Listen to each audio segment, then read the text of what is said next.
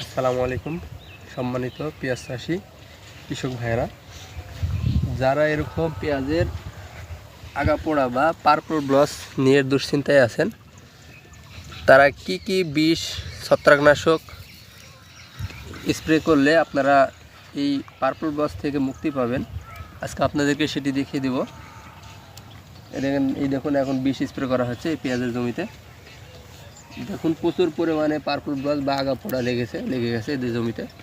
সেজন্য আমরা কি বিষ স্প্রে করছি সেটা দেখতে থাকুন, এবং যেগুলো দেখাবো এগুলো যদি সঠিক মাত্রায় স্প্রে করতে পারেন তাহলে আপনার এই আগাপোড়া বা পার্পল ব্লসের হাত থেকে ইনশাল্লাহ রেহাই পাবেন। চলুন দেখানো যাক কি বিষ আমরা এই পার্পল ব্লসের জন্য স্প্রে করছি। এই দেখুন প্রথমে আমরা দেখাচ্ছি ইপ্রোজিন, এটি 26 WP, এটিতে আছে ইপ্রোডিয়ন প্লাস কার্বনডাজিম।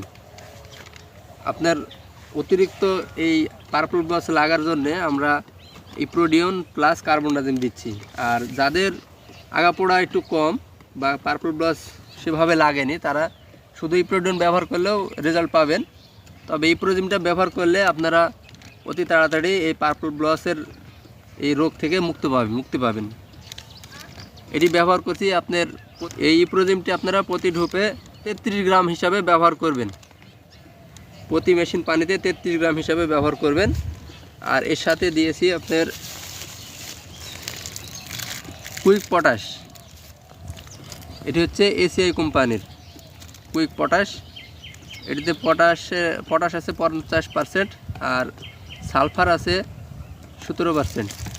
এই বাম্পার কুইক পটাশ, এটিতে ক্লোরিন না থাকায় শাকসবজি ও ফলমূলের গুণগত মান অক্ষুণ্ণ থাকে সেজন্য, এবং যে কোনো পচনের বিষের সাথে যদি আপনারা এটা ব্যবহার করতে পারেন তাহলে দেখবেন যে পচনের কাজও কিছুটা হলেও বেড়ে যাচ্ছে এবং গাছটি আরও সতেজ সবুজ হয়ে থাকবে। সেজন্য আপনারা এটি ব্যবহার করবেন।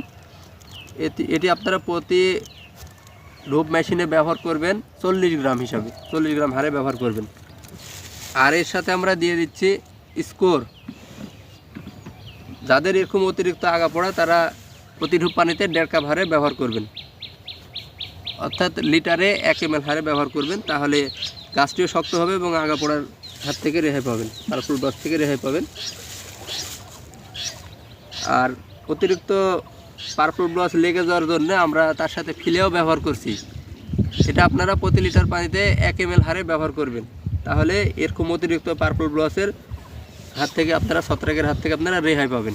এভাবে ব্যবহার করতে থাকুন, ইনশাল্লাহ আপনার এরকম পার্পল ব্লস লেগে থাকলে প্রত্যেকটা গাছ দ্রুত সেরে উঠবে এবং এই পার্পল ব্লসের হাত থেকে রেহাই পাবে ফসল। এর সাথে আপনারা ব্যবহার করবেন টিডো, প্রতি ঢোপ পানিতে 10 ml হারে টিডো ব্যবহার করবেন, তাহলে জাপ পোকার হাত থেকে রেহাই পাবে।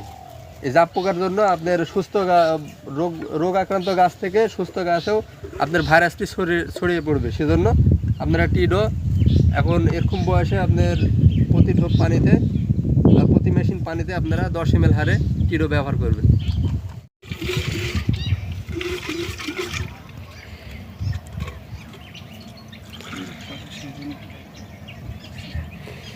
দেখুন বীজগুলো মেশিনে ঢেলে দেওয়া হচ্ছে।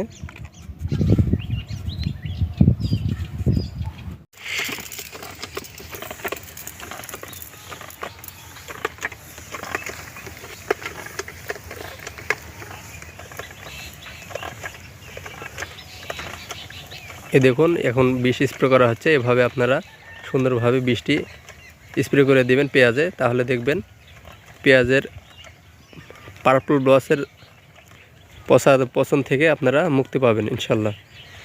আপনারা যদি পেঁয়াজকে ছত্রাক মুক্ত বা পার্পল ব্লস মুক্ত রাখতে চান তাহলে অবশ্যই যেগুলো দেখিয়ে দিলাম এগুলো সঠিক মাত্রায় প্রয়োগ করবেন, তাহলে ইনশাল্লাহ আপনার পেঁয়াজটি পার্পল ব্লস মুক্ত থাকবে, ছত্রাক মুক্ত থাকবে। এভাবে আপনারা স্প্রে করে দেবেন ইনশাল্লাহ, তাহলে আপনার পেঁয়াজ ক্ষেতটি আপনারা রোগমুক্ত ছত্রাকমুক্ত থাকবে।